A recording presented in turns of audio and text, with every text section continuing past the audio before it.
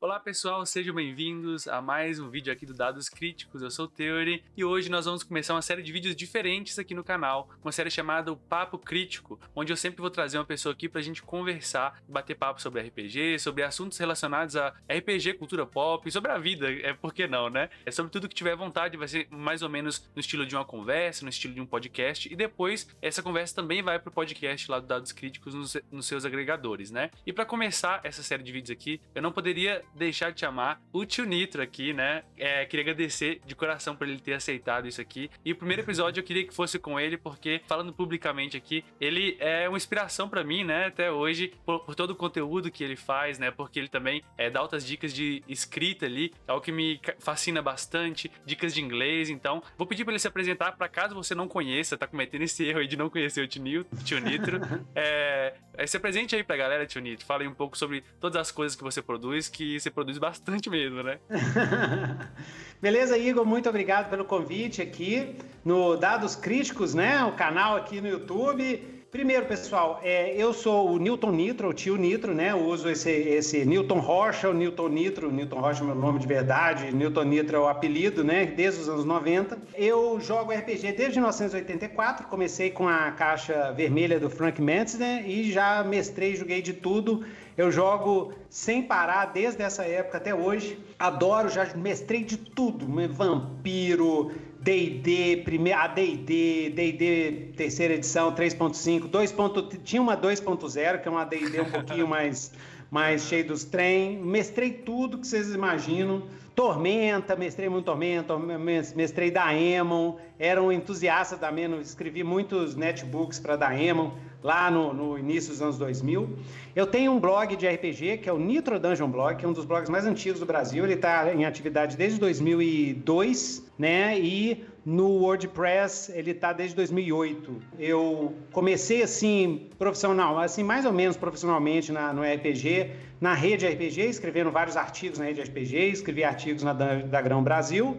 Depois eu publiquei um netbook para Daemon, que era o netbook oficial para o Supers, que chamava Avatars, né? Isso aí foi em 2007. Em 2009, eu acho que foi 2009, eu fui contratado pela editora Viu, lá de São Paulo, que tinha o Mítica Sombras do Oriente, que é um cenário asiático, capaz de ter um Kickstarter dele, um financiamento coletivo. Capaz, eles estão organizando. E aí eu fiz o Mítica Sombras no Oriente, que é um livro de monstros. Esse foi o meu primeiro trabalho profissional. Depois fiz muita coisa lá no Nitro Dungeon. Comecei um podcast de RPG em 2010, né? O Nitrocast, os primeiros Nitrocasts de 2010, né? A gente gravava também as primeiras Nitro Sessions gravadas. Tem tudo, se vocês forem no meu Linktree aí, eu vou passar o Linktree por Igor. Vou ficar aqui na descrição, tem tudo lá, Newton Nitro, Linktree Newton Nitro, né? Aí tem os links todos lá. Então comecei a gravar a Nitro Session em 2010 e botar na internet, mesmo com todo mundo xingando, falando que ninguém tá nem aí para escutar sessão de RPG, e acabou que o pessoal escutou, e um dos que escutou na época e que mandava comentário para mim era o Azecos, que depois montou e virou essa máquina aí, né? Tem outros também que já falaram que também tiveram a ideia assim quando escutaram lá o Nitro Sessions, né? Tem o Call of Cthulhu que eu mestrei, tem um monte de coisa dessa fase mais antiga. Em 2010 também começou o desenvolvimento do Old Dragon e eu participei desse desenvolvimento das regras, testei, fui do grupo teste, dei muita ideia pros caras, muito comentário e tal, né? E o Mr. Pop, Antônio Sarego, que é um dos criadores do Old Dragon, né? O apelido dele fui eu que dei, porque ele tinha um site, ele tinha um blog chamado Pop Dices, e aí eu chamava ele de Mr. Pop, e Mr. Pop ficou até hoje, ele usa profissionalmente, né, esse termo. Então o Mr. Pop, né? Aí em 2013 o Mr. Pop e o Dan Ramos, que hoje é ilustrador da Tormenta, ilustrador não, diretor de arte lá, fodão lá. Eles me convidaram para trabalhar na versão nova do Legião, que é um cenário do Antônio, que lançou a segunda edição no Rede RPG, e eu entrei como ilustrador na segunda edição, que eu também ilustro. E aí eu tenho uma carreira como escritor, eu sempre trabalhei como roteirista profissional, como ghostwriter, né, escritor fantasma, durante muitos anos. Aí, nessa época, em 2010, me deu vontade de entrar pesado, assim, em carreira mesmo, assim, lançar romances e tal. Eu achava que eu já estava maduro o suficiente e tal. E aí, o Mr. Pop me chamou para trabalhar nesse cenário aqui, ó, que já foi publicado, ganhou o prêmio Ludopedia, melhor suplemento brasileiro e tal. Legião. Cenário Legião, né? Essa aqui, ó, vou mostrar para vocês a versão Deluxe. Essa aqui é a versão de luxo do Legião, grandona, assim e tal, Bonitaça. toda bonitaça, né? E aí, a gente começou em 2003 a trabalhar no cenário Legião e eu trabalhando uma trilogia que agora virou tetralogia de romances, que já está pronta, vai começar a lançar a partir desse ano. Era para ter lançado antes da Covid, aí veio a Covid, né? Mas vai começar a lançar esse ano junto com o Bestiário do Legião, que vai sair o Bestiário também do Legião, né? Então a gente começou essa parceria, começamos a trabalhar lá e assim que eu terminei o Legião em 2019, eu comecei a trabalhar num projeto meu, que era, primeiro... em 2009 eu fiz o Mais 2D6, um sistema de RPG simulacionista leve, que tem vídeo aqui no YouTube, que é assim, meio que bombou na rede, assim, muita gente joga. Um dos jogos que foi baseado no 2D... Vários jogos foram baseados no Mais 2D6. Um dos jogos é o Kalimba. O Kalimba usa uma versão adaptada, que começou no Mais 2D6 e agora já é a versão do Kalimba, porque a ideia do Mais 2D6 é a mesma desse meu sistema novo, era customizável. E vale lembrar que o Kalimba acabou de ser financiado lá fora, né? No Kickstarter Acabou de ser financiado, Exato. acabou de ser financiado e é capaz de bater todas as metas possíveis. Esperamos que sim, né? Nossa, e tá lindo, versão colorida, tá lindo demais. E aí em 2019 eu comecei a desenvolver, eu levei 2 anos para desenvolver um sistema que eu já estava testando, que é o 2D6 World. Por quê? Eu sempre senti falta. Eu comecei a jogar PBTA e apaixonei, né? Eu comecei com Dungeon World em 2009 e aí, aos poucos... Primeiro eu jogava mal, jogava errado. É muito fácil jogar Dungeon World errado, tá? Isso eu aviso pro pessoal. Ó, assiste... eu garanto a minha coisa, né? Então, assiste as minhas sessões de Dungeon World, tá? Pra vocês verem como eu acho...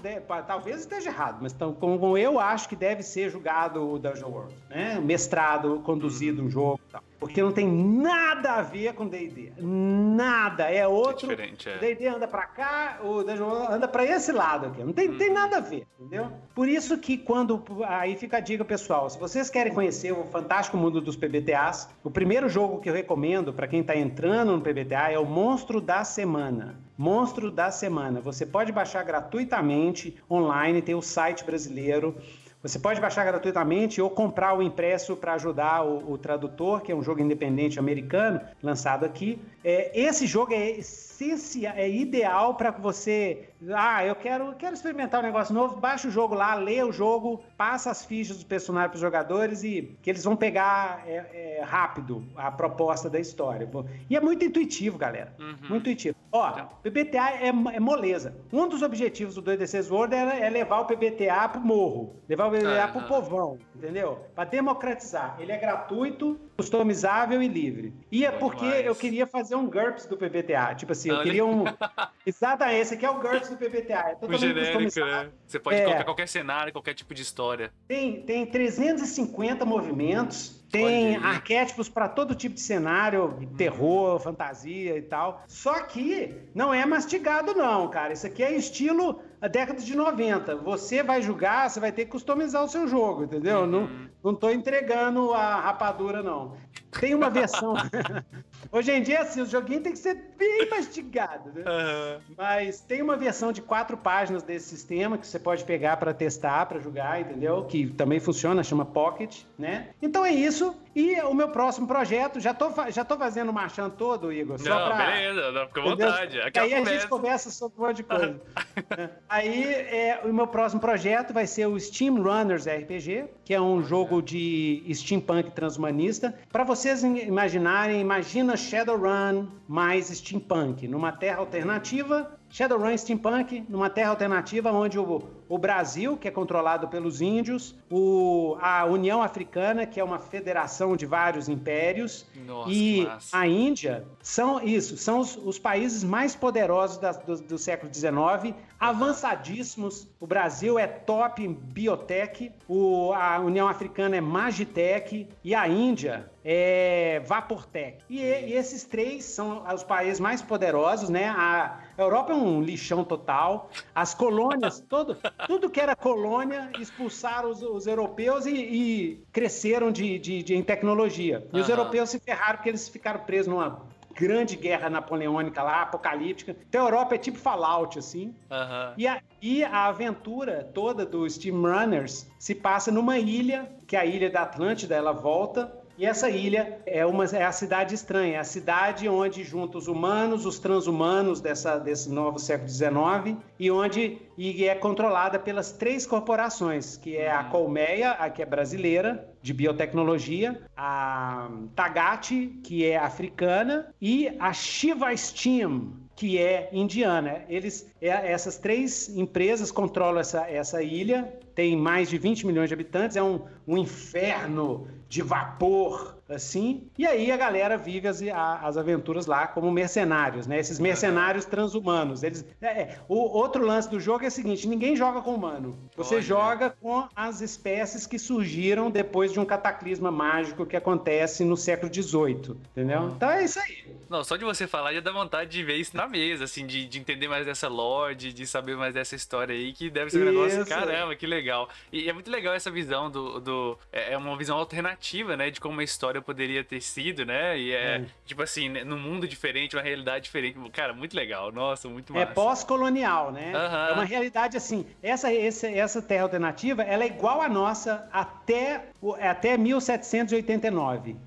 3 de maio de 1789, mesmo dia da Revolução Francesa, cai um meteoro, um cometa gigante, cheio, que traz... Ele é feito de Ethereum, que é a concentração do éter. Ele vem de uma outra dimensão, do Etherverso, cai na Terra, e quando ele cai, dá uma explosão esmeralda, que eles chamam de evento esmeralda, e essa explosão dá poderes etéricos para a galera não caucasiana. Então, os índios aqui no Brasil, os miscigenados, os negros na África, os indianos, todo mundo que não era caucasiano é um mistério. Isso é um mistério, tem um motivo para isso ter acontecido, mas é um mistério do cenário. Todo mundo que não é, uma boa parte da população desenvolve poderes tipo de super-heróis, assim, solta lava, outro não sei o quê. E aí eles falam assim, ó, peraí, a gente tem poder agora? Aí eles vão pra cima dos colonizadores,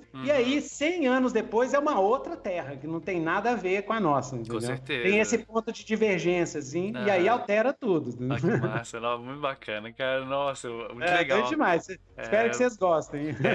Vou ficar acompanhando aí, né, pra quando sair, a gente faz aqui alguma coisa, alguma mesa aqui no canal, né, porque eu acho que vai ser bacana demais jogar isso aí, eu fiquei muito animado mesmo. Não, eu conto com vocês, vai ser um financiamento coletivo doido demais, é uma editora grande aqui no Brasil que pegou os direitos dos Steam Runners, então vai ser massa, nós viemos aqui de novo para pedir a ajuda de vocês aí no financiamento. Beleza, com certeza, o jogo tá junto. O livro tá preto e branco, mas eu quero que seja colorido. Aí a gente vai botar uma meta pro livro ficar colorido. Então vocês têm que ajudar pro livro para chegar lá. É, verdade, é isso aí. Vamos então unir forças aqui, né? A força do RPG. A força do RPG. E o sistema é o 2D6 World. Vai ser um jogo nativista, mas eu tô fazendo do jeito que fica fácil de adaptar. Se quer jogar em D&D, tudo bem. Talvez até depois lance as adaptações, assim. Entendi. Savage Worlds, por exemplo, eu saco bastante. Eu acho que dá pra eu adaptar fácil. Lançar um PDF assim, entendeu? Mas se com vocês Savage Worlds é tranquilo, né? Também. Sim, bacana. Mas exatamente. A gente tava conversando aqui, né, um pouco antes aqui, e falando, né, exatamente sobre essa diferença de sistemas, assim, né? E o Tino tava falando pra mim aqui sobre um jogo que ele acha que é um jogo interessante aí pra poder a galera começar. Hoje em dia, se você fosse indicar uma pessoa que nunca jogou RPG, Tinito, que jogo você indicaria? Que jogo que eu indicaria? Isso. Se nunca jogou RPG, nunca jogou D&D, nunca encostou em D&D, não sabe o que é D&D, não sabe o que é um D20, aí eu falo pra jogar Dungeon World, entendeu? Pega o Dungeon World, lê, entendeu? Lê ele. Lê a parte do mestre, lê ele inteiro e depois assiste uma partida no YouTube, pra você ver como é que funciona. Todo mundo que vai jogar, que tá começando RPG, eu sempre falo assim, assiste uma partida primeiro, pra você ver como é que é. Fica mais fácil. Quando você estiver lendo, você vai lembrar o que aconteceu no jogo. Facilita muito. Então, Dungeon World é um jogo que eu recomendo começar. O Monstro da Semana é um outro jogo, tem na internet, recomendo muito, muito, muito tranquilo, muito fácil de começar. E o importante, para começar a jogar RPG, o importante é se interessar. Então, antes de começar a jogar, procura se interessar. Assiste uma partida, assiste vídeos de sessões de jogo para você ver como é que é. E depois você vai atrás. Essa coisa de RPG para iniciante ou não, isso é muito subjetivo, entendeu? Porque tem jogos que parecem ser para iniciantes, mas eles são ruins para iniciantes, porque não ensina como é que joga. Entendeu? Ele passa do pressuposto que a pessoa já sabe como é que funciona. E eu sinto assim que às vezes assim, a pessoa fica com medo de achar eu preciso saber todas as regras, mas eu acho que assim, se você tá interessado, isso que você fala é muito importante. Por mais que tenha muitas regras ou o jogo aparente ser difícil, se você tem interesse, você vai ler aquilo, você vai se interessar e assim, saber que a gente vai errar, querendo ou não, você pode se cobrar o tanto que for, gente. Se você é iniciante, você vai errar, é normal, somos humanos, né, Tinito? Então, você vai pegar o jogo e vai acontecer, não precisa se cobrar. Exatamente. Aí é o seguinte, o lance do RPG é que o RPG não é um tipo de jogo só. Tem vários tipos, o RPG de mesa, tem vários tipos de RPGs de mesa que cai dentro desse guarda-chuva. Então, para vários tipos de jogos, tem vários tipos de estilo de regra e do que você tem que aprender ou não para poder jogar, entendeu? Então, por exemplo, um jogo tipo D&D, para você jogar, vai exigir, no início, você pegar as regras e entender as regras bem entendidas, entendeu? O básico de combate, iniciativa e tal, é mais tranquilo. Mas, por exemplo, se a pessoa vai mestrar, ela vai ter que se dedicar mais, ela vai ter que entender como é que faz combinação de monstro, que tipo de estratégia ela vai usar nos combates, como é que ela lida com o ritmo da sessão e tal. Isso, sim, tem o livro do mestre, que é até muito bom, estava dando uma olhada esses dias aí, mas ajuda muito você assistir. Tem outros livros, os RPGs, principalmente RPG indie, independente, de 2009 para cá, tem tido uma preocupação muito grande em relação a informar o leitor como se joga aquele jogo. Perfeito. Então melhorou demais. Também acho. No Apocalypse World, que ele eu amo, para mim é o nosso livro sagrado do narrativismo, né?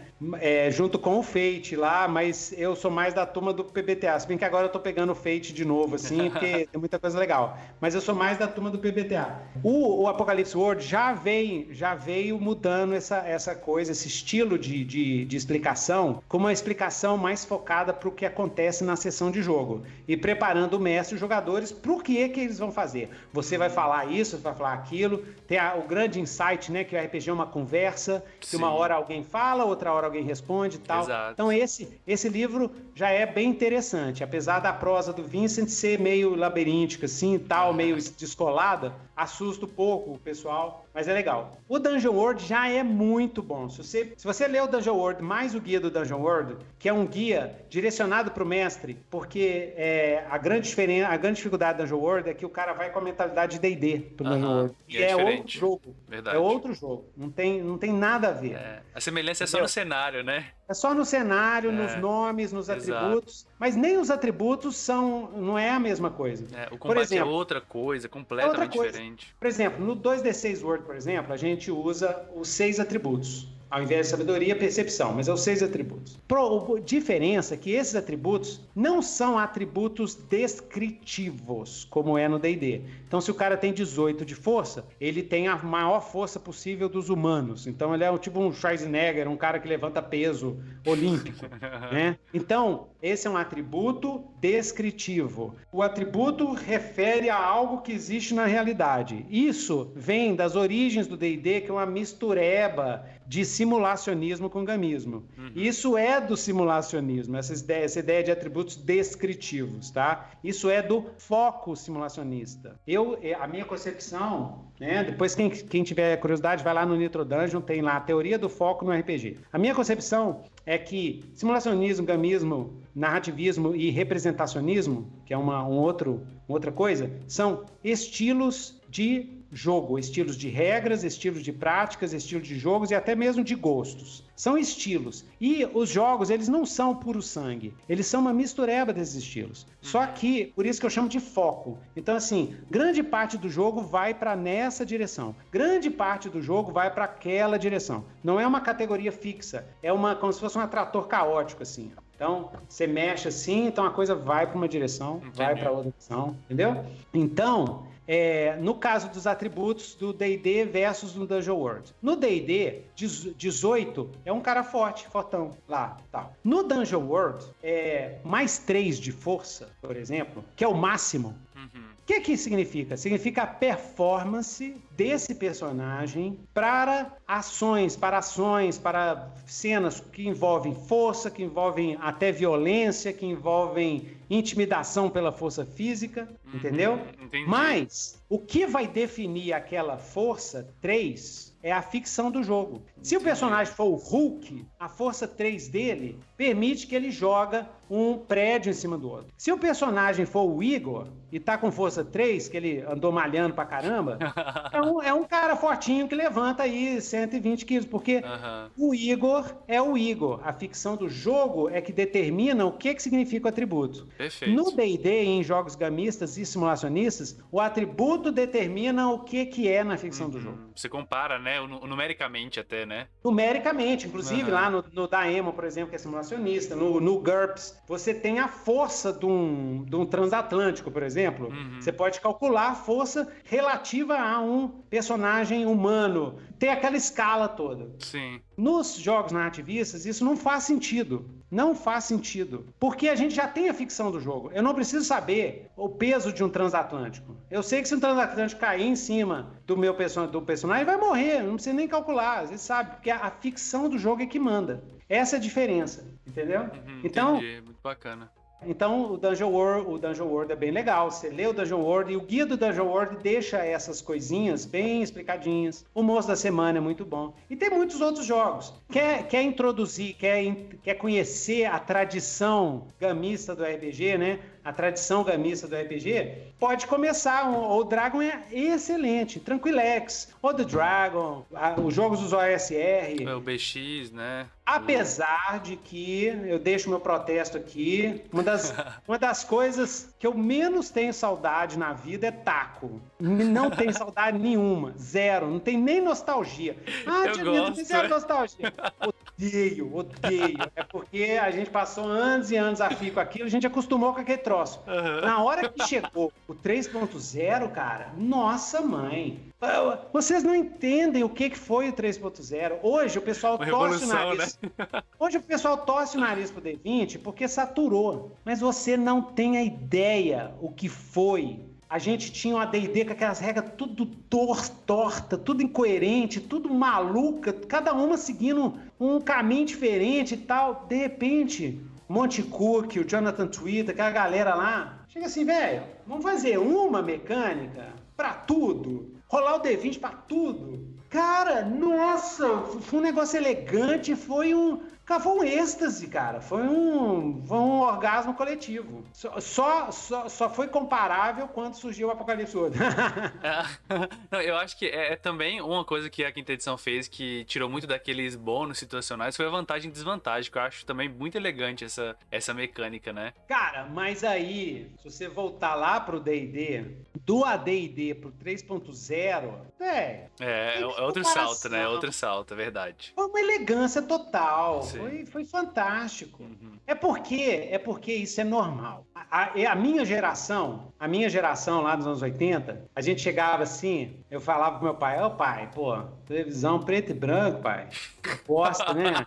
Todo mundo aí já tá com a Telefunken colorida, a gente aqui com essa merda aqui. Vai trabalhar então, e a compra sua, não sei o quê.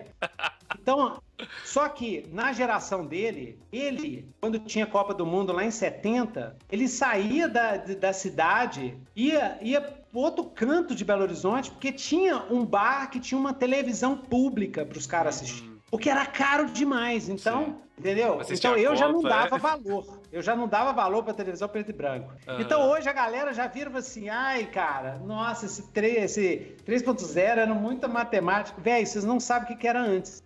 Entendeu? Vocês não sabem o que era antes. Entendeu? Então é muito legal, mas isso é legal. E a 5.0 fez foi pra ficar mais elegante e tal e tudo. Porém, ainda, no meu ponto de vista... Ainda tem eu costumo falar o seguinte, quando você está criando um jogo, você tem que definir qual é a sua, entendeu? Qual é a sua praia, qual que é a sua parte mais forte. Qual que é o foco que você vai dar, né, nessa teoria do foco aí, o foco exato. Do jogo, exatamente. Então, por exemplo, dá para jogar, os focos são, né, para quem não conhece, os focos são o foco gamista. O foco gamista em um jogo significa que grande parte das regras do jogo, grande parte da prática do jogo, a prática, o que acontece na sessão de jogo, grande parte dessas práticas envolvem otimização de personagem, combates estratégicos, desafios estratégicos, uma competição entre os jogadores e o mestre, no sentido assim, não é que o mestre vai detonar os jogadores, o mestre oferece os desafios e os jogadores têm que superar. Uma progressão de poder dos jogadores para eles se sentirem cada vez mais poderosos, capazes de dar mais dano e matar mais monstros, por exemplo. Mas tem outros jogos gamistas, não precisa ser só fantasia medieval. Qualquer coisa pode ser gamista. Tem que envolver uma disputa,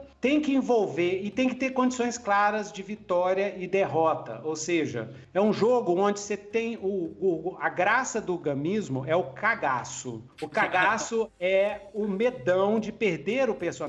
Todo jogo gamista tem isso bem claro para os jogadores. Olha, se você gerenciar mal os seus recursos, se você fizer péssimas estratégias de jogo, se você não tiver a manha de otimizar o seu personagem quando você sobe de nível, de saber quais atributos você vai botar mais bônus, quais atributos que você vai deixar para o lado, onde você vai bufar, que horas que você vai bufar no jogo, na hora do combate, como é que você vai usar os seus e aquele monte de coisa. Esse é um jogo que provavelmente 99% das chances é um jogo gamista. Ele vai desafiar também o jogador, né? Vai desafiar o jogador, o jogador vai ter que pensar, vai ter que usar de estratégia, vai ter que pensar, cara, eu tenho uma bola de fogo, só sobrou pra mim uma bola de fogo, um jato de frio e eu tô lutando contra esse gigante. O que eu vou fazer com isso? O meu jato atinge 50 metros, uma área de 10 metros, o gigante tá a 15 metros, eu vou ter que fazer deslocar, o gigante desloca.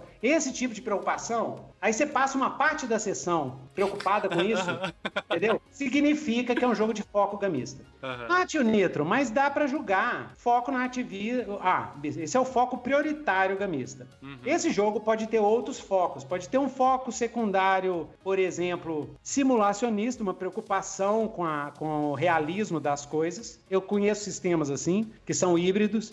Ou pode ter um foco secundário na ativista. Não, vamos criar uma história, improvisar uma história aqui junto, mas essa camada de cima é superior.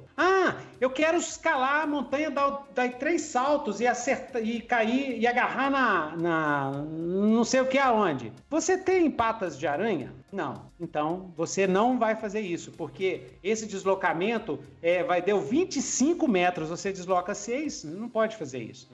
Entendeu? Tudo é visto como se fosse um grid, por exemplo. Num RPG de foco, tem outros RPG de foco limítrofe, mas... Mesmo que seja num teatro da mente, essa É um lógica, grid. ela persiste, entendi. Essa lógica persiste. Todo mundo pensa em termos de grid, em termos de não sei o que e tal. É um foco de estilo. Não é bom, não é certo nem errado. É um estilo, é um jeito diferente. É que nem tem sorvete de morango, sorvete de chocolate, sorvete de baunilha, entendeu? Dá pra jogar só na ativista, tipo assim, Note, Nito, jogamos o D&D, não rolamos dado nada, não teve miniatura, não teve nada. Eu falei assim, massa, legal. Você jogou o que eu chamo de foco narrativista sem estrutura. Vocês jogaram narrativismo sem estrutura, que é o famoso roleplay livre. Vocês resolveram tudo na conversa. O mestre fala uma coisa, o outro fala outra, vocês consentem no que está acontecendo, de alguma forma, não sei qual é, né? E continua essa conversa, tá? Isso aí, desde o começo da RPG existe. O lance é que você querer jogar um jogo narrativista com um jogo que as regras dão suporte mais para um tipo de estilo, é que nem tomar sopa com garfo. Dá para tomar sopa com garfo, mas vai demorar um tempo. Você vai fazer muito esforço. Dificuldade, mas exato. você vai tomar, é o garfo. Agora, imagina se você pegar uma colher, e uma colher bem grande, assim, você vai tomar a sopa rapidinho, tranquilo, sem fazer esforço. É o que acontece quando você pega um sistema de jogo que dá suporte para um foco que você acha mais legal. O foco simulacionista, que inclusive tá meio que voltando assim à tona, né, com jogos, o Mutant Year Zero, para mim, ele tem um foco, ele é um gamismo, mas com um foco mais simulacionista, assim, mais forte, né, mais reduzido no gamismo, porque tem poucas, o tema é todo travadinho para ter poucas formas de você bufar demais, assim, ele é bem, pelo que eu entendi, pelo que eu já joguei também. Mas a pegada dele é bem simulacionista, que é bem uma tradição que vem dentro dos anos 80 também, com o GURPS, com o Call of Cthulhu é simulacionista, Sim. O GURPS é simulacionista, o Daemon é simulacionista. Qual que é o foco? Enquanto no gamismo é o desafio agora, na hora do jogo, eu chamo assim, foco gamista, desafio agora. A simulação, o foco simulacionista é o sonho agora. Por que o sonho? A proposta do simulacionismo é assim, vamos imaginar uma realidade virtual com todos os detalhes e que ela em si seja a mais realista possível. Aí, o que acontece nesse tipo de jogo? Nesse tipo de jogo, a simulação, o realismo, é em cima do narrativismo. É mais prioridade, o foco é prioritário. Ou seja, por exemplo, vou dar um exemplo muito extremo, Sim. tá? Mas tipo assim, você tá indo de carro para uma mansão onde vai ter às 7 horas vai ter um ritual, que vão chamar o Cthulhu. Você tá indo de carro, entendeu? E aí, a estrada é muito acidentada. Aí, o mestre fala assim, olha, a estrada é muito acidentada. A roda do seu carro, que é um carro da década de 20, tá batendo lá. Vê se você consegue desviar das pedras. Eu tô indo pro final do clímax da história. Mas a minha preocupação é se eles vão chegar lá porque a estrada é acidentada. Entendeu? Aí o cara rola e pum, quebra a roda, porque cada 10 de 20 eram umas porcarias.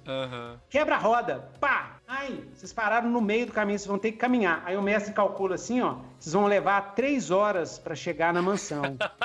Então, se o jogo é simulacionista, é assim. Vocês chegam na mansão, o ritual já terminou. Vocês não encontram ninguém. É assim que rola, entendeu? E os jogadores têm que estar na mesma vibe. Eles não, nós vamos simular esse negócio aqui dentro das regras do mundo. Então, por exemplo, sistemas, eu acho que tem aí o Mitras, tem uns sistemas aí que estão bombando aí. Symbaorum, eu acho que é Symbaorum. A grande maioria desses Kickstarter são sistemas simulacionistas. Symbaorum, por exemplo, eu já vi um sistema aí que tá bombando aí, que, por exemplo, é de fantasia medieval, mas você bate com a espada e aí depois você checa. Você pode usar a espada um número de vezes, depois ela perde o fio dela. E aí você vai marcando. Eu acho que no Forbidden Lands tem umas regras também assim. Tem regra pra armadura, exato. Mutant Year Zero, porque outro dia o cara ficou me xingando, falando que Mutant Year Zero, ele falava que era nativista. Eu falei assim, velho, Meu Deus do céu. Não tem problema nenhum ser simulacionista, não é... Exato. Não é uma característica do jogo, exato, né? É um estilo de jogo, é um estilo, galera. Não tem, mas não é, cara. Eu tenho que te falar que não é, ué. Não é o foco prioritário. Dá pra fazer história? Dá. Todos os RPGs dá pra fazer história. Todos os RPGs são para criar história. A diferença é que no foco simulacionista, a simulação é em primeiro lugar e a história é feita através da simulação. Então, por exemplo, Aliens, o jogo Aliens da New Order, um sistema simulacionista, Mutant Year Zero. Você simula aquela situação com o alien e não sei o quê. Até o tipo da aventura é assim, né? A aventura não tem cena, a aventura tem os caras nos lugares assim, e aí você vai mexendo as peças lá e vai vendo o que acontece, entendeu? E aí o alien tá andando e tal, aí você mola, o alien anda tantos metros, ele foi ali, foi lá, o que o outro fez, o que o cara fez? Você tá simulando um filme do alien, você tá simulando a nave. Muito entendeu? interessante, né? É porque essa reflexão é muito interessante, Nitro, porque, por exemplo, eu tô pensando aqui sobre um jogo da engine do Mutante, né? Da Year Zero, que eu conheço mais, que é o Tales from the Loop, né? E ele simula os filmes de crianças, né? Stranger Things, Goonies, por exemplo, né? Então, por mais que seja o foco ali, ele conte uma história, ele conta através da simulação de coisas que acontecem nesse filme, por exemplo.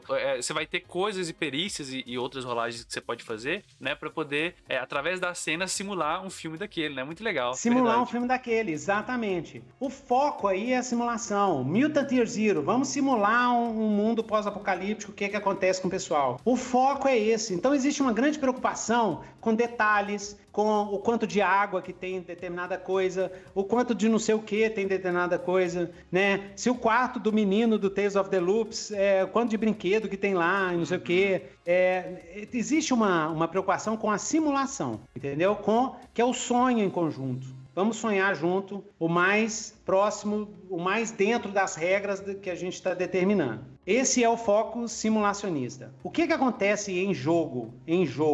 Normalmente, o foco simulacionista prioritário, ele casa mais ou menos bem com o foco na ativista secundário, que é o que acontece, que eu vejo quando eu assisto os jogos de Call of Cthulhu. E quando eu mestrava, a gente começava a simulação, quando a história esquentava, aí as regras começavam a meio que sumir e a gente passava para um narrativismo sem estrutura. Isso é que eu vi acontecer nas minhas mesas, né? 30 anos jogando. Quando eu mestrava D&D, era a mesma coisa. Quando tinha combate, eu usava as regras. Mas quando a história começava a pegar e os personagens começavam a ficar mais encorpados, eu começava meio que a afastar das regras, porque elas começavam a me atrapalhar na criação coletiva ali e ficava no narrativismo sem estrutura, entendeu? Que não tem problema, que funciona, que é doido demais. Só que o narrativismo sem estrutura, eu acho que tinha que ter orientações nesses livros. Tinha que ter orientação, entendeu? Tinha que entender. Para o seguinte, olha como é que você conversa. Quem que vai decidir? Na hora que tiver um impasse, no meio de uma cena, quem que decide? Como é que você vai fazer a distribuição da autoridade, entendeu? Sabe onde que eu vejo isso, tio Nitro? Bacana, né? Numa nova onda de jogos que tem surgido, no tal do RP só. E aí a pessoa entra num jogo de GTA da vida, por exemplo, e fica ali interpretando que ele é não sei quem. Lá, geralmente, quando você vai participar de um jogo desse, não é muito minha praia, mas eu tava estudando um pouco e eu vi que existem regras direcionando, com diretrizes de quem vai resolver quando tiver um impasse, né? Já que não tem dado. Como é que a gente vai resolver essa situação que é um impasse? Exato. Né? Sem sair do RP, sem mantendo o personagem. Muito interessante essa reflexão também, né? Bacana. Legal. Depois eu vou passar para você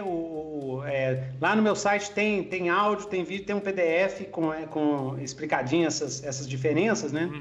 E é legal você falou do RP, porque eu ao desenvolver a teoria, eu pensei que existia também um outro foco, que é um foco meio em paralelo a todos esses, mas que em determinados jogos ele vira prioritário, que é o foco que eu chamo de representacionista. Por quê? A gente não interpreta o personagem, quer dizer, no português existem sinônimos, interpretar um personagem, representar um personagem. Mas eu acho que a palavra representar um personagem é mais direta. Dá para entender o que você tem que fazer. Interpretar é meio assim, meio dúbio, assim, entendeu? Interpretar um personagem parece uma coisa meio mágica, assim, eu não gosto dessas coisas. Eu gosto de coisa direta. Você vai representar um personagem. Você não vai ser esse personagem, você vai representar um personagem. E os LARPs, os Live Action Role Playing Games, eles são jogos Exatamente. A prioridade desse jogo qual que é? Representação de personagem. É a prioridade, não é a criação de história. É representar personagem. Os RPs, a prioridade é representar um personagem. Perfeito. A história vai vir depois. Depois do jogo, você vai parar, fazer o diário de campanha, alguma coisa assim, e vai pensar, nossa, olha que aconteceu isso, isso e isso. Aí você constrói a história depois. No D&D, a gente constrói a história depois. No Call of Cthulhu, a história é construída depois. Depois que fez a simulação toda e tal, na hora que você vai sentar e lembrar do que aconteceu, aí que você monta a história. Olha, aqui foi o começo, aqui teve um... No foco narrativista, é diferente. A gente chama de a história agora. A representação, a gente chama representação agora. No foco narrativista, a história agora. Então, um RPG de foco narrativista, galera, ele tem que ter orientações das seguintes coisas. No meu ponto de vista, né? Isso aí é a minha teoria. Se você discordar, deve discordar. É, exato, mas desde que seja com respeito, né? É verdade. Hoje em dia... Não, aqui no Dados Críticos tem que ser com respeito. Tem que ser com respeito. Mas se for sem respeito, se for algo... se for sem respeito e sem noção, aí não, aí é bloco, tchau. Exato. Se for sem, mas eu ainda admito sem respeito, mas for algum ponto que, não, realmente, eu não tinha pensado nisso. Cara, muito bom. Por exemplo, a teoria inicial era só os focos de estilo de RPG. Depois eu vi que existem focos subjetivos de diversão, que alteram a experiência do jogo. Os focos subjetivos de diversão é o que o grupo, o que a tradição do grupo, o que o grupo gosta de fazer durante a sessão de jogo. Porque isso pode interferir em como as regras do jogo entram no jogo. Perfeito, né? Talvez vai ter um sistema que vai encaixar certinho com o seu estilo de grupo e vocês estão tentando e se esforçando em outro no sistema que permite algo, né? Com mais esforço. Ou então, o que também acontece, alguém usa um sistema que não é muito bem o que o grupo gosta, mas eles já usam tantas regras caseiras que eles já transformaram o sistema para encaixar com o foco subjetivo de diversão da galera, entendeu? Então, isso muitas vezes acontece porque as regras do jogo original tinham graus de incoerência. Graus de incoerência é o seguinte, se você usar as regras, elas começam a entrar em contradição entre si. E aí, o que acontece? O mestre começa a ficar assim, então ele interpreta de um jeito e esse é o jeito que joga. Inclusive é o segredo, uma das teorias do segredo do D&D é que as regras dele, tem muitas regras que não batem entre si. Tem muitas regras que elas são incoerentes. O que faz? Isso desde o começo. Então cada mestre de jogo adapta e cria, pega o D&D e transforma numa coisa que a sua galera gosta. Então essa incoerência é meio que uma feature, é meio que uma característica que faz o D&D ter essa força. Ele é esse Transformers. Porque cada grupo de jogo joga um D&D que não tem nada a ver com o outro, entendeu? É totalmente diferente. Só que, atualmente, os criadores de jogos, eles querem outra coisa. Porque a gente não consegue competir com o D&D. E o povo vai comprar, vai jogar D&D até morrer. Então não precisa competir com o D&D. A gente pode fazer o nosso breguete, né? O nosso esquema. E já tava fazendo de qualquer forma, né? Eu criando as regras ali. Os caras não... Quem joga D&D não vai jogar o seu jogo, né? Tipo assim, quem só compra gringo não vai comprar o Legião, entendeu? Quem só gosta de gringo. Não tem problema nenhum, entendeu? Não tem problema nenhum. Então, aí você tem liberdade. Então eu vou fazer o que eu quiser também. É verdade. Já que eles não querem jogar o que a gente faz o que a gente quiser. E aí, todos os game designers, né, assim, a grande maioria dos game designers de hoje em dia, a gente quer criar RPGs que seja que nem Banco Imobiliário, por exemplo. Banco Imobiliário, se eu jogar Banco Imobiliário aqui, você vai reconhecer o jogo. Se a minha avó vê eu jogando, fala assim, eu jogava esse jogo. Por quê? As regras são coerentes. Você pega as regras, joga as regras, que você vai ter o jogo. É isso que a gente no RPG tá querendo fazer. E esses jogos novos, o Mutant Year Zero, por exemplo, é muito coerente. O PBTA tem regras muito coerentes. Um jogo gamista sensacional, pouca gente fala, que é o 13ª Era, tem regras muito coerentes. Se você jogar na risca... Fantasy, né? É verdade. A High Fantasy. Exato. Joga na risca ali, você vai ser feliz. Você vai ter aquela experiência. O jogo é muito bem feito.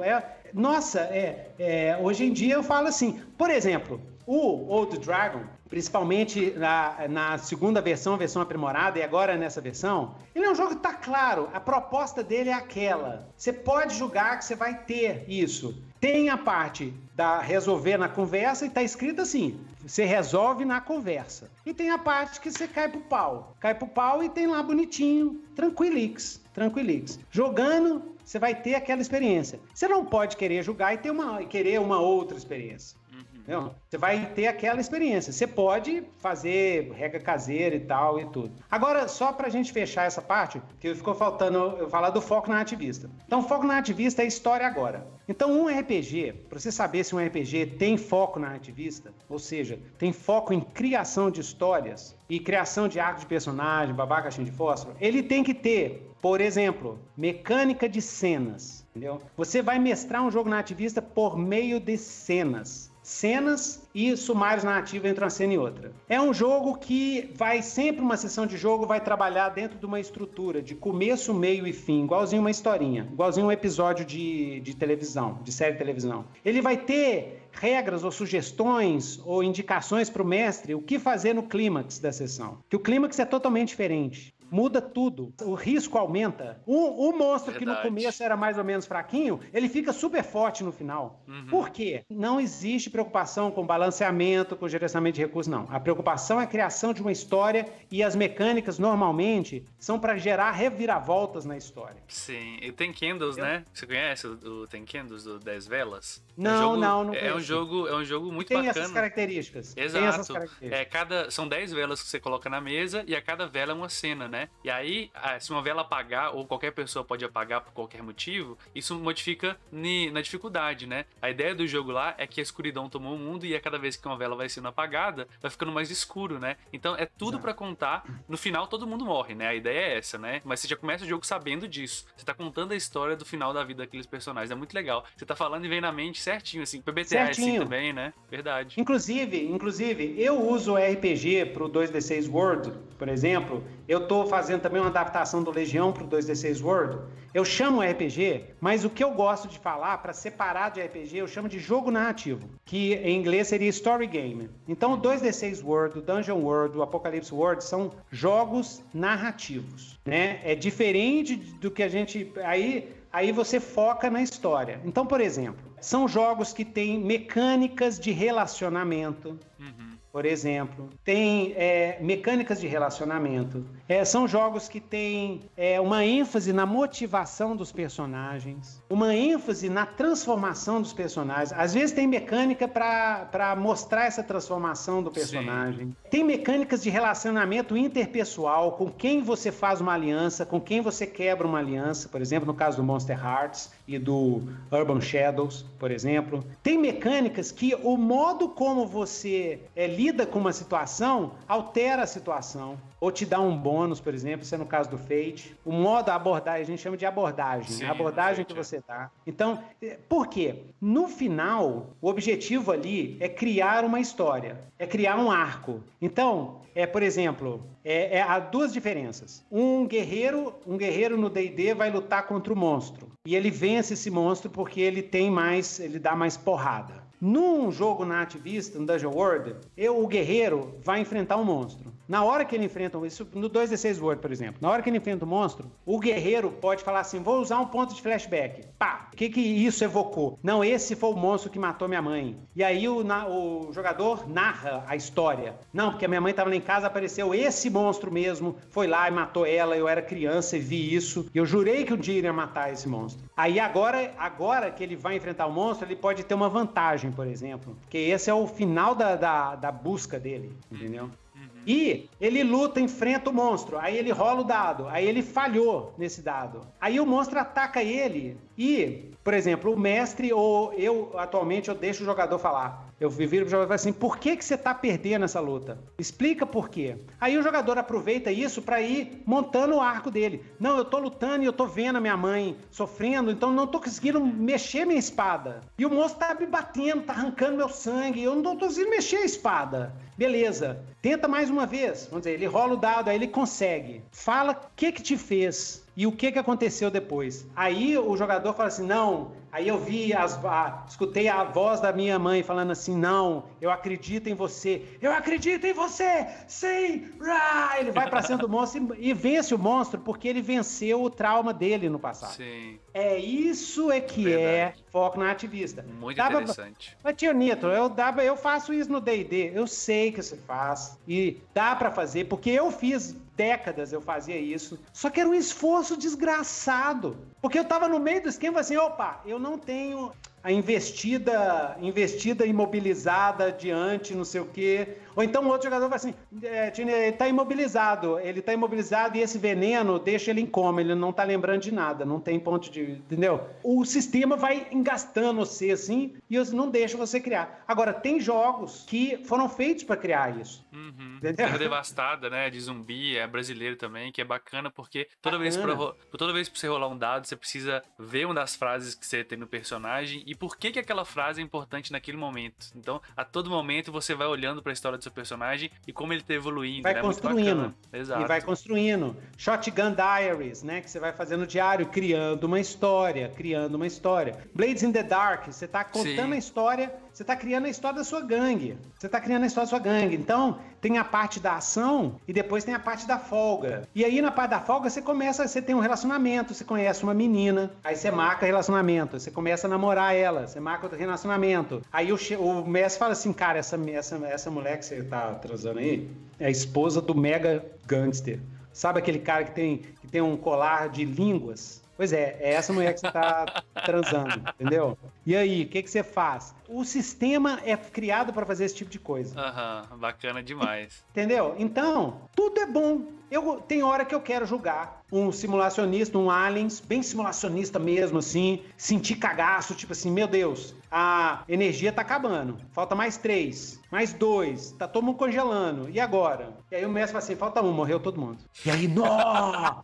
Simulação é assim, entendeu? Verdade, cara. Num jogo narrativista, não. Eu vou fazer o final do Aliens, pode ter morte, tem vários PBTAs com movimento de morte, que aí o cara fala assim, não, essa cena tá uma cena boa pra eu morrer, eu vou morrer nessa cena. Porque aí, se ele morrer, ele consegue resolver um monte de coisa na história, entendeu? Tem um jogo fantástico do Jorge Valpassos e do Rafão, Deloyal, galera. Esse livrinho do Deloyal e o Desgramado escreveu, os dois escreveram em 2 meses. Eu tô gastando, já tem 4 anos no Steam Runs, eu gastei 2 anos aqui, os caras escrevem em 2 meses, velho. O livrinho, cara, é um livrinho que quem tá interessado em game design, leia, porque arrebentou minha cabeça, o Deloyal. E tá de graça, e tem o PDF de graça. Explodiu minha cabeça. Outro jogo do Valpass que é espetacular, que é Arquivos Paranormais. Eu ia falar desse, nossa, é muito bom. Esse, tem agradecimentos dele no Steam Runners e no 2D6 World. Tem uma mecânica que eu tirei, eu chupinhei, eu botei, Jorge, essa aqui... Coisa boa a gente pega, né? A gente pega. Tem uma regra dando crédito, sempre bom. Não, não tem problema algum, né? Exato. Não, tem que dar, credo, não. Ainda mais mecânica de jogo, que é muito difícil. Todo que esse papo que eu falei pra vocês aqui, de gamismo, né? Isso aí, cara, é resultado de 20 anos de desenvolvimento teórico. 20 anos de desenvolvimento teórico, entendeu? Desde o início dos anos 90, nas listas de discussões. Então, por exemplo, eu sou muito agradecido ao John Wick, ao Ron Edwards, ao Vincent Baker, ao monte de cara, ao Valpassos, que é um excelente teórico também. Há uns livros que eu li de game design para videogame, que eu acho que aplica para RPG. O Júlio Matos me deu altos insights, o Júlio Matos do God Save the Queen, me deu altos insights e tal. E eu botei a teoria pra rolar, pra galera pegar e melhorar e questionar e evoluir, quem sabe me mostrar coisas novas e tal. Sim. Porque é assim que a gente evolui o conhecimento. O conhecimento é pra todo mundo. Exato. É pra ser útil. Esse é o método científico mesmo, né? Você bota na roda pro povo criticar e aquilo vai só reforçando aquela teoria ali, né? Muito bacana. E vai melhorando. Isso. O cara fala assim, Nilton, mas pelo meu Deus. Por exemplo, uma das áreas que tem que desenvolver mais é a questão do hibridismo, por exemplo. Porque hoje os sistemas estão ficando cada vez mais híbridos. Então, Mutant Year Zero, ele tem o foco prioritário das regras. Grande parte delas é simulacionista e tem muita parte nativista vinda da tradição mesmo do nativismo indie. Direto. No Verdade. Forbidden Lands tem direto. No Tales from the Loop também, é verdade. Tales from the Loops tem. Então, como é que a gente analisa isso? O que acontece na mesa do jogo? Então, por exemplo, uma coisa que eu fazia quando eu estava desenvolvendo a teoria é assistir a streaming e eu marcava o tempo do que acontecia na sessão de jogo. Então, eu assistia um D&D, uma sessão de D&D de 4 horas. Aí eu marcava. Um combate aqui foi 45 minutos de combate. Então, deu mais 45 minutos e deu mais 1 hora de combate no final. Ou seja, de 4 horas de sessão, quase 2 horas e meia é combate. E deu 1 hora de roleplay livre sem estrutura ou narrativismo marcado por testes de atributo ou testes de convencimento, alguma coisa assim, entendeu? Então, ou seja, agora você vem me falar que um jogo que em 4 horas dá 2 horas e meia de combate estratégico miniatura não é um jogo gamista? Não. O foco dele tá claro nas sessões. Você vê claro nas sessões de jogo. Verdade, nossa. E é muito bom, interessante ouvir essa teoria, né? Fica muito claro pra gente que já jogou vários sistemas, né? E você vai vendo exatamente que o sistema, a regra, ela vai levando pra um lado, ela vai facilitando ou dificultando você fazer determinada coisa. E cria coisas diferentes, né? Cria experiências diferentes. Exato. E você disse, é igual sorvete. Se você tá num dia que você quer uma experiência mais assim, pega aquele sabor ali, aquela ferramenta que ela vai te propiciar com muita mais facilidade você criar aquele estilo de jogo na mesa. Se você quer criar cagaço dos jogadores, vai pro simulacionista, né? Se você quer contar... exato, muito bacana. É isso, não. E outra coisa que antes que eu ia comentar, você falou assim, você que joga sistemas diferentes, né? Uhum. Aí, quando você joga vários sistemas diferentes, seguindo a regra à risca, você vai ter experiências de jogo diferentes. Uhum. E aí você começa a entender por que a turma teórica do RPG, né? A gente é chato e fala sempre aquela coisa, gente, o sistema importa. Uhum. O sistema importa. Não é que, mas eu tenho um mestre de jogo que qualquer jogo na mão dele é bom. Eu não tô falando do seu mestre de jogo. Eu tô falando o seguinte, que os sistemas diferentes, se você seguir as regras dos sistemas, porque você pode não seguir, você simplesmente pega o sistema e fala assim, vou fazer do jeito que eu quiser. Aí vai ser sempre o jogo do Newton, que é igual todos os sistemas que ele usa é a mesma coisa. É a mesma experiência. Tem mestre que é assim. E não tem problema nenhum nisso, velho. O único problema é não ser feliz. Exato. O único problema é não ser feliz. Não tá machucando ninguém, não tem problema, não. Toca o bonde, velho. Mas você vê que o sistema importa. Ou seja, o sistema... Quando a gente fala o sistema importa, o sistema pode ajudar ou pode prejudicar o que o mestre, a mesa de jogo quer, o tipo de experiência que ele quer. Ou os sistemas diferentes vão gerar experiências diferentes. A sensação é diferente. No final, tudo vai criar história. RPG é um jogo de criar história. Mas como você vai criar essa história, acontece de maneiras diferentes. Entendeu? É esse que é o lance. Perfeito. E tem outra coisa que no RPG Com, fazendo propaganda aí pra galera, não sei se vai sair antes, eu vou dar uma live chamada O Cenário Importa. Porque a gente fala muito de sistema e esquece cenário. E o cenário é muito importante. O cenário muda a experiência de jogo. Se o sistema é 30% de um jogo de RPG, o cenário é 60%, 70% ou mais do sistema de jogo. Porque o cenário é como os jogadores vão explorar aquele espaço imaginário compartilhado. O modo, o que eles vão fazer lá, como que eles vão chegar, o que eles estão esperando encontrar lá, como que eles vão interagir com as coisas desse espaço compartilhado. Sim. E o cenário é vital nisso. Por isso que os jogos de RPG que têm sistemas customizados, por isso que o 2D6 World é um sistema genérico, mas ele é customizável. Porque o que eu sempre falo, você vai usar um sistema genérico, customiza ele pro tipo de aventura que você vai ter. Um Fate, um GURP, sempre é bom. Um Suede, né? Isso. Customiza. Eu aprendi isso com o Fate. A minha ideia com 2D6 World é ser tipo Fate. Então, se você vai fazer um cenário dos pequenos pôneis, e aí você quer dar aquele clima. Ao invés de você usar força, destreza, não sei o quê, muda os nomes, bota lá valentia, amor e não sei o quê. Uhum. Só de mudar o nome dos atributos, já muda o approach, o modo como a galera vai... Isso é legal. Então, quando você tem um cenário casado e o sistema que é todo alterado para juntar no cenário, aí você tem o melhor dos dois mundos. Perfeito, é bacana demais. Nossa, muito interessante. E esse é algo assim que realmente também acontece, eu já vi acontecer, de pessoas jogarem em cenários diferentes, mas ser sempre o mesmo jogo, né? Então, você, não importa qual cenário cenário. É aquele mesmo jogo, daquele mesmo jeito, né? Então eu acho interessante isso. É assim, se a galera tá curtindo, massa, whatever, Exato, seja feliz. Mas pode dar tédio. Pode dar tédio no mestre. O mestre fala assim, mas por que é o mesmo jogo sempre? Aí talvez na hora de experimentar umas coisas novas, dar uma quebrada, tá? O pessoal aí, os mestres falam assim pra mim, não, meu jogador só joga D&D, joga D&D, joga D&D. De vez em quando dá umas quebradas com os caras, pega um minigame, um joguinho rápido assim. Eu que tô sem tempo, eu tava querendo fazer uns minigames de 2D6 Word assim, de uma folha só e tal, mas tomei sem tempo. Mas tem muito joguinho de uma folha só assim pra você dar aquela sacudida, aquela quebrada. Sim, isso é verdade. Na galera, assim, dar uma sacudida. Ou você pode... Eu fazia isso. Quando eu mestrava D&D, eu criava minigames. A minha galera toda viciada não queria jogar jogo indie. Aí eu pegava um jogo indie, disfarçava que tava dentro da campanha e fazia um minigame. Né?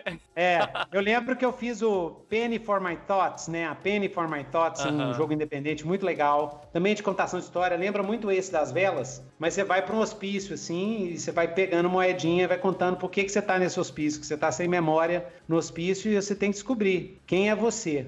E eu fiz isso no jogo. A galera, não quer jogar, não. Aí eu falei assim, eles caíram na catacumba lá, ficou todo mundo sem memória. Aí quando eles acordam, eles estão no hospício. Que era um mago, um bardo, não sei o quê. Aí eles jogaram Penny for My Thoughts enganado pelo mestre, né? No final eu falei, vocês jogaram outro jogo aí, ó. E eles gostaram. Eles acharam, cara, que legal que foi isso, cara. Existe muitas vezes um preconceito com, eu vou testar outras coisas, sabe? Acho que a diversão só é possível naquele sistema. E eu acho que testar sistemas diferentes expande tanto nossa mente como jogador e como mestre, sabe? Você passa a ver o jogo de uma forma diferente, né? Você passa a ver que a mecânica importa, que o cenário importa. Exatamente, isso é muito importante. É muito importante. E tem coisa que vaza. Então, eu falo pra galera, Tio Nitro, me dá a dica de mestre. Joga Mestra Dungeon World. Mestra PBTA. Porque vai te dar habilidades que vão te ajudar no D&D. Improviso. Tipo assim, eu falo pra galera, por exemplo, eu tô com a campanha, né, a segunda campanha de Legião, que é fantasia sombria de fantasia. E eu uso 2D6 Word. E eu vou pra mesa, eu preparo só umas cenas assim, eu falo uma cena possível aqui, uns personagens, mas eu vou pra mesa sem menor noção que vai acontecer. Isso como mestre pra mim era bom demais. Quando eu mestrava D&D, a preparação era extensa. E quando os jogadores saíam da trilha lá, da aventura, em mim vinha aquela tentação de pesar a mão e botar eles de volta na trilha. Ao mesmo tempo, isso me cortava muito, porque as ideias dos jogadores eram sempre mais interessantes. Exato. Entendeu? Aí depois que entrei no vibe do narrativismo, criação coletiva, aí, cara, eu vou pra sessão de jogo leve, assim, entendeu? Porque eu sei que na hora que eu precisar de ideia, eu vou perguntando pro jogador. Não, mas e aí? Você passou aí, a sua tribo de elfos tem lendas sobre os monstros dessa região. Qual que é a pior monstro que existe aqui? Conta essa lenda pra mim. Aí o jogador começa a contar e eu, tipo Rolando Lero. Porque o cara jogou Elden Ring na semana, então ele pega o monstro do Elden Ring e começa a contar a história tipo Elden Ring. E tal. Então, vocês estão andando aí, quando de repente...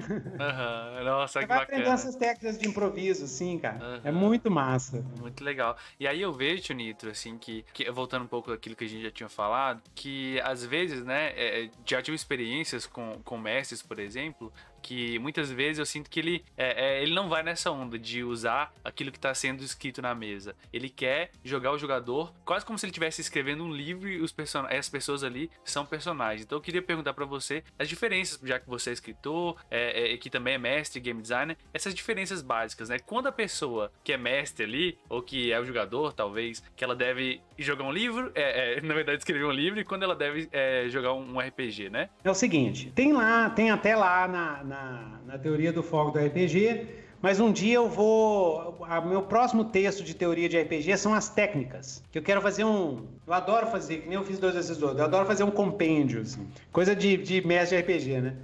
Com as técnicas de narrativa de RPG. Então existem várias técnicas que quando você está criando um jogo ou mestrando e tal, você pode utilizar ou não. São técnicas, não é certo nem errado. Mas existem os jogos que essas técnicas funcionam melhor do que outros jogos. E tem jeito de você desenvolver jogos específicos para determinadas técnicas, e jogos bons, inclusive. Então, uma das técnicas que é muito mal entendida, interpretada e polêmica e controversa e o diabo a quatro é a técnica do ilusionismo. O que é a técnica do ilusionismo? É uma técnica antiga dentro do mundo do RPG.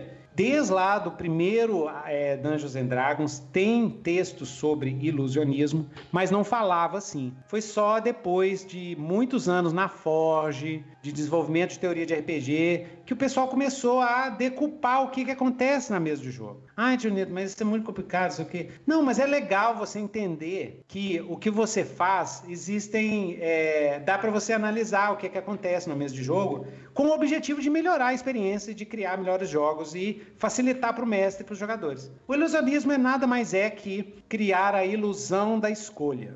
Então, uma técnica clássica você tem a caverna do dragão chinês, que fica no oeste. Mas a galera encasquetou que eles vão lá pro Morro do Dedo de Deus, que fica a leste. Eles encasquetaram que esse Morro do Dedo de Deus vão para lá. Você pega a caverna do dragão pirado aqui, do dragão chinês, e bota lá no Morro do Dedo de Deus. Essa é uma das técnicas de ilusionismo. Outra técnica de ilusionismo é você fingir alguma rolagem de dado, criando a ilusão só pelo de barulho, que né? foi a sorte que decidiu que eles vão para aquele lugar que você já tinha preparado há mais tempo. Isso é certo ou errado? Não, gente. Isso é uma técnica, tá? Não tem problema nenhum, desde que tenha o consentimento dos jogadores. Então, o grande segredo da técnica de ilusionismo é que você tem que avisar para os jogadores que você vai usar. Então, se os jogadores, por exemplo, se os jogadores querem fazer algo que vai fugir da sua aventura e você bloqueia de uma maneira forte, se os jogadores, antes de começar o jogo, souberem, se você abrir o jogo e falar assim, ó, galera, eu tenho essa aventura pronta aqui que eu comprei, ou essa aventura antiga do D&D, que elas eram muito linear, assim. Eu tenho essa aventura e eu vou mestrar essa aventura, beleza? Todo mundo vai colaborar? Então vai ter hora que eu vou ter que falar assim, velho, vai por aí não. Volta pra cá, entendeu? Tem hora que eu vou ter que barrar vocês, porque eu tenho que mestrar essa aventura. Eu não mestro mais assim, eu não vejo muita graça. Mas eu mestrei muito assim. E principalmente porque no começo dos anos 90, aqui em BH, né? Eu jogo desde 84, né? No começo dos anos 90 começou a gente conseguir importar módulo de D&D. Eu joguei 300 módulos, a gente jogou a convenção de Ravenloft inteira. Então eu tinha um grupo de jogadores, a gente meiava, todo mundo perrapado, a gente meiava, comprava lá a conjunção, entendeu? E aí, cara, eu era o mestre, eu tinha que mestrar o troço inteiro, então ficava todo mundo de olho. A gente tinha ao ponto dos jogadores lerem a aventura. Nossa! E vamos mestrar né? todos os encontros, exatamente. Chegava nesse ponto. Então, mas aquele encontro lá que a gente ia fazer quando chegasse cadê aquele aqui... encontro? Cadê aquela trente? Aquela trente psionica, sei lá das quantas. Cadê a trente? A gente chegou no castelo sem a trente. Falei assim, não, velho, não. Então tinha uma armadilha aqui, mestre, que eu pisei. Eu pisei. Tinha isso, porque todo mundo gastava uma grana e queria jogar, a gente queria jogava hardcore, assim e tal. E aí eu chegava pra galera, né? Então quando a galera ia pro outro lado, velho, vocês foram encontrar nada e voltaram pra lá, beleza? Ou então eu falava assim, não, nesse lugar não tem nada não. Aí eles já entendiam, que saiu da aventura, tem que voltar, porque não tem nada, então tem que voltar. Esse é o old school. Então, o que o povo tá vendendo aí de old school, eu não reconheço. Pode ter sido outros velhos que julgaram assim. Eu não julgava assim, entendeu? Eu acho engraçado demais. O povo assim, old school que era bom. Eu falei assim, bom. Aí eu lembro, aí vem aquelas aquele zoom memória de anime, anime do Vietnã, assim. Lembrando aqueles mestres carrasco pra cacete, eu rasgando ficha de personagem, nunca mais volto aqui. No dia seguinte eu tava lá porque era viciado e tal. Aí tchum, né? Puta que pariu, não sei o quê, fica a cadeira na cabeça do outro e tal. Você, nossa, que tempo bom, né? Não, a gente divertiu a beça e tal, mas não é essa maravilhas da natureza, né? Tinha o lado, tinha hora que o pau comia, né?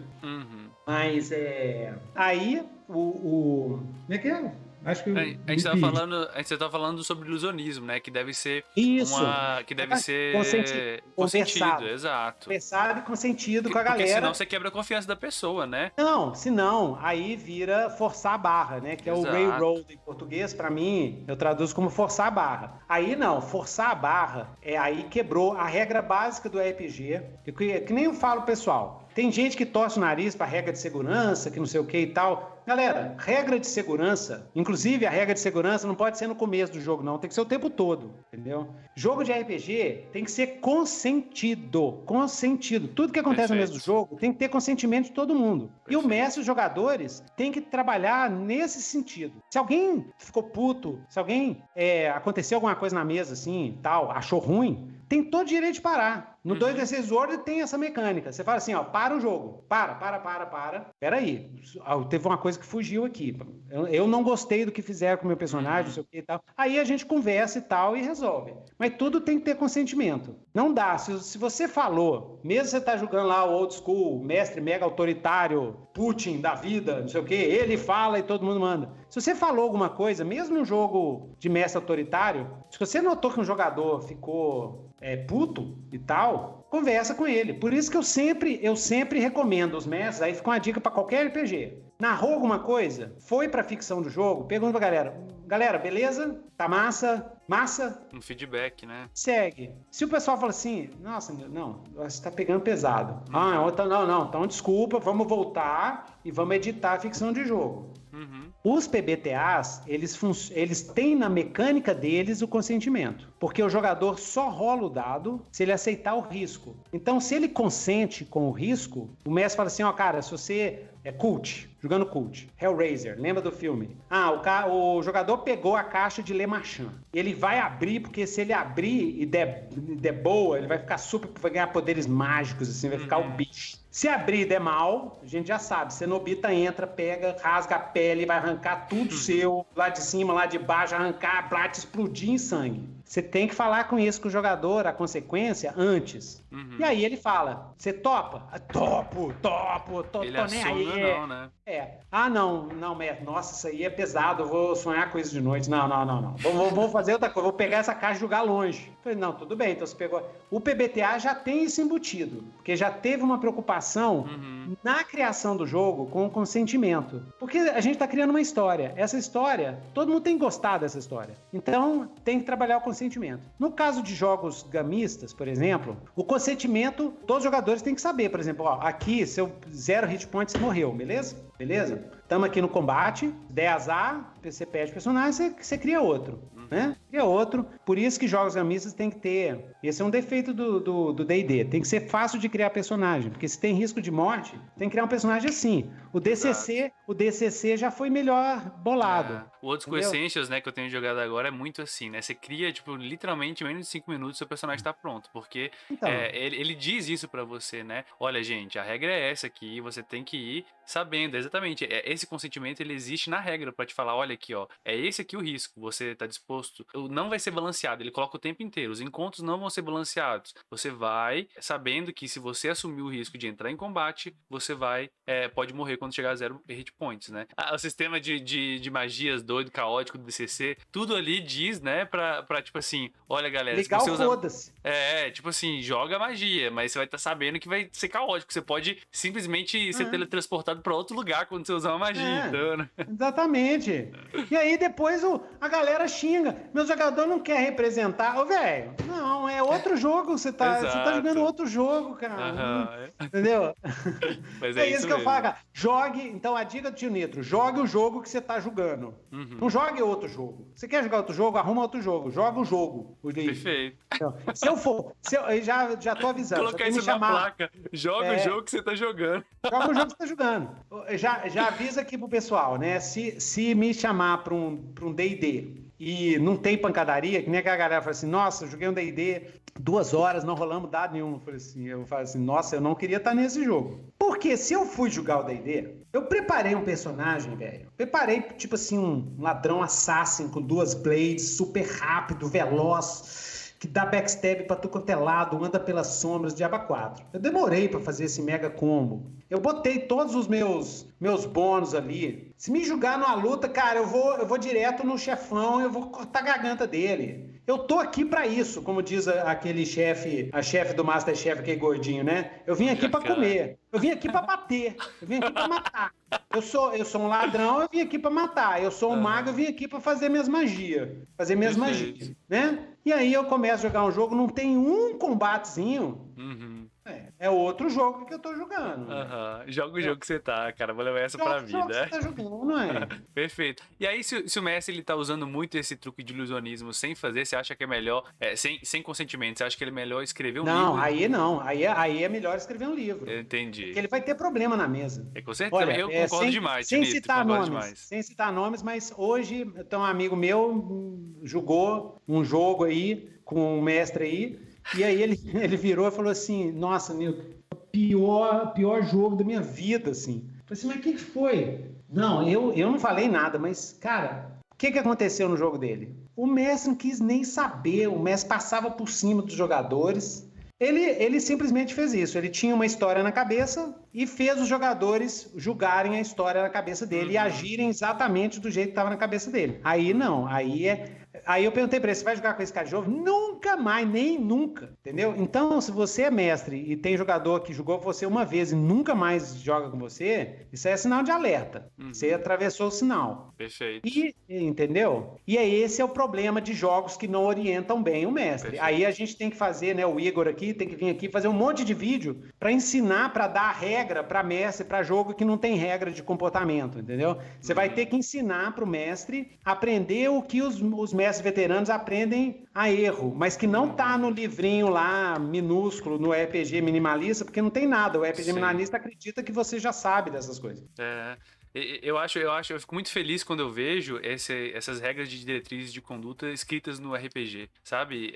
Trate assim, faça uma sessão zero, pergunte quais são os limites da mesa, pergunte se consentimento que você falou. Quando isso tá escrito, né, nos RPGs, e ainda bem, eu fico muito feliz em ver os game designers cada vez mais se preocupando com isso, né? Preocupando com isso. Exato. Qual que é a intenção que eu quis passar com essa regra? O que eu queria do jogo, né? É aquilo da regra importar, né? Eu coloquei a regra aqui, é pra ela valer aqui, é pra valer no grupo lá também, né? Qualquer grupo ela pra funcionar, muito bacana, né? Isso, é isso. Bacana. E determinar de quem tem autoridade, quem vai decidir, entendeu? Exato. Em jogos onde de controle narrativo limitado, onde os jogadores só podem representar seus personagens, né?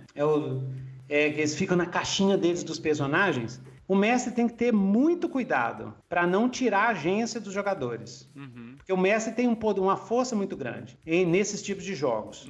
Então, você sempre tem que narrar e parar, lembrar que os jogadores é que agem com os jogadores. Nunca pegue o seu jogador. A não ser que você peça consentimento. Fala assim, posso pegar seu personagem? Massa. Então aí você pegou o cavalo, foi até lá e tal. Sei lá, fazer um negócio assim. Interpretar o que eles estão sentindo, o que eles estão pensando, o que eles estão falando. Isso eu também acho que se o jogo é assim, fazer esse tipo de coisa, você tá ultrapassando um limite, né? Porém, se o jogo é assim. Mas quando o jogo tem regra para isso, até para isso, aí rola. Então, por exemplo, no PBTA, no sucesso parcial, o jogador ele consegue o que ele não queria, mas com um problema. Esse problema é determinado pelo mestre. Nas regras está assim, o mestre determina o que acontece na ficção. E aí o mestre pode falar, olha, você está ficando muito tonto e memórias do seu passado estão voltando na sua cabeça. Porque nas regras está lá organizadinho. Jogador, você tem o controle narrativo no sucesso. No sucesso parcial, o seu controle é parcial. Você vai narrar até um ponto e o mestre vai narrar o resto. E no fracasso, o mestre vai narrar tudo. Isso é muito legal, né? Essa mecânica de fail forward, né? De você avançar mesmo na falha, né? Muito legal. A dica que eu daria pro D&D é isso. Eu hoje, quando me pedem para mestrar D&D, e às vezes eu tenho que mestrar D&D, eu mestro com minhas regras caseiras. Minhas regras caseiras é o seguinte, não tem mais sucesso no D&D. Não existe sucesso. É só sucesso parcial. E fracasso. Por quê? No D&D, o mestre é ditadorzão. Então, eu uso isso ao meu favor. Então, todo sucesso tem uma complicação. E eu taco a complicação. E aí a história anda pra frente. Entendi. Até mesmo no combate. Sucesso no combate, minha regra caseira seria isso. O cara fez sucesso, deu o dano, mas acontece uma complicação. E é pelo menos para deixar aquele combate mais interessante, porque é muito... Me perdoe todo mundo, cara, porque eu já mestrei muito combate. Para mim é sacal o combate. É muito chatão, né? Eu prefiro que o D&D tivesse um simulador de combate assim, ou você jogasse o combate tipo um videogame, não? Então, hoje em dia é um movimento que tem acontecido, né? Aqui no canal eu faço muito vídeo sobre automatização e a gente vê que Pathfinder segunda edição, D&D quinta, por exemplo, quarta, 3.5, esses jogos que tem essa parte mais gameista, existe toda essa parte mais de automação, de tirar dano, mas aí tem resistência, aí é um bônus de tanto. Isso tudo a galera tá colocando na parte pro VTT, né? Pro negócio calcular. E aí vira dois jogos, né? Então, e aí, assim, cada vez mais eu tenho percebido que é aquilo que a gente falou. Cada ferramenta, ela serve para uma coisa, né? Então, eu acho que às vezes, a minha crítica, assim, eu já fui muito para esse caminho de querer automatizar tudo, mas uma crítica que eu faço atualmente, até fiz um episódio de podcast sobre isso, é que eu tava perdendo a sensação de jogar RPG de mesa, sabe? Tipo assim, tava virando um RPG de videogame, né? Então era isso, cara. Então, massa. Tio Nitro, eu queria te agradecer demais por essa conversa aqui, né? Te alugando esse tempo todo aqui. Mas foi a bom conversa demais. foi muito produtiva, muito produtiva. O espaço aqui do canal tá sempre aberto e quiser divulgar alguma coisa, falar sobre algum projeto, né? Qualquer coisa que você esteja produzindo aí, né? A galera viu que você produz bastante, né? E que bom que produz bastante, porque quem ganha é a gente aqui, né?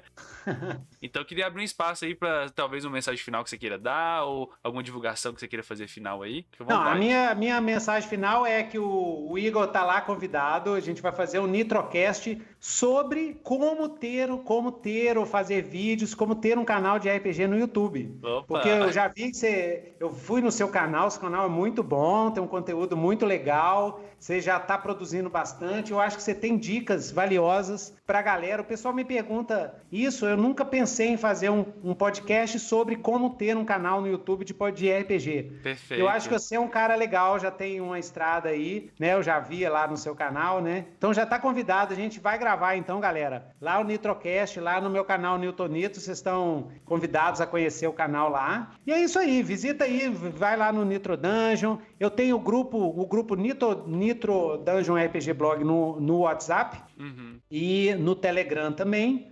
Né? No Facebook vocês podem me seguir, tem lá também. E é isso aí, galera. Continuem jogando RPG. Por favor, não briguem entre si. RPG é o nicho do nicho do nicho do nicho do nicho. Perfeito, Junito. Briga entre nicho é ruim pra todo mundo, tá? Se você não suporta um tipo de jogo, não tem problema. Valorize o seu, divulgue o seu, não diminua os outros. Isso é bobeira. Tá? Isso é bobeira, é perda de tempo, entendeu? Seduza, convença mais pessoas para o seu jogo, seu sistema, seu cenário que você curte, faça vídeos, faça partidas demonstrativas, chama gente que nunca jogou RPG para jogar o seu RPG favorito, entendeu? Isso é algo que a gente tem que estar lembrando sempre. A gente é nicho de nicho de nicho. Quanto mais RPG, melhor, cara. O RPG que você odeia tá fazendo um novo financiamento coletivo. Divulga. Quanto mais gente lendo RPG, comprando RPG no Brasil, é melhor para todo mundo. Não existe canibalismo de mercado no RPG.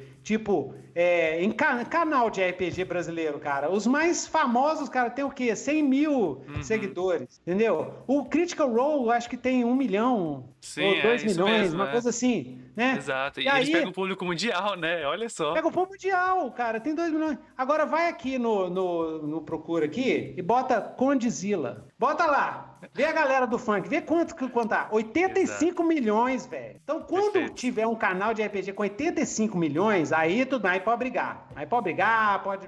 Porque aí tá todo mundo ganhando dinheiro. Essa vai ser a menor das preocupações, né? E aí fica essa dica aí pra galera. Vamos levar o RPG pro funk, galera. Vamos chamar a galera do funk pra jogar RPG. Não, eu acho que essa dica é demais, ô Tio Nitro.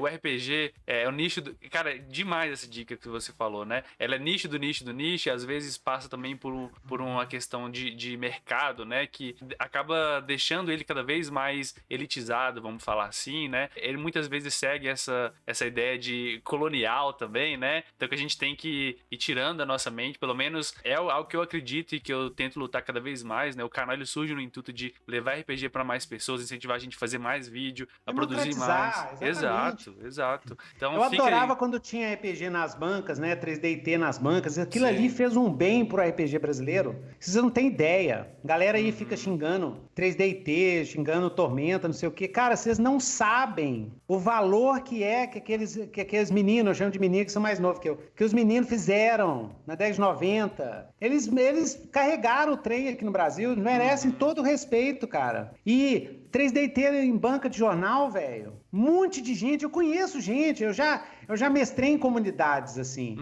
E muito pessoal conheceu o RPG com Tormenta de banca de jornal. Com 3D&T de banca de jornal. E entrou no hobby. E começou a ler livro, não sei o quê, e até aprender inglês para poder ler mais RPG. Quer dizer, a gente tem que democratizar mais, ampliar mais. Perfeito, entendeu? perfeito. E eu acho, Tio Nito, novamente, né, agradecendo, acho que você faz um papel muito importante também para a comunidade, né, referência, novamente, agradecer aqui. E, novamente, lembrar que o espaço sempre aberto, tá? Obrigado de novo aqui. E obrigado, galera, que assistiu esse papo até aqui. Estamos aí, vamos ter próximos papos críticos aqui, tá? Vai estar lá no podcast, caso você queira ouvir só o áudio, né? E fica aí, brigadão. E até o próximo vídeo aqui do Dados Críticos para uma nova aventura. Até mais. Até mais, galera.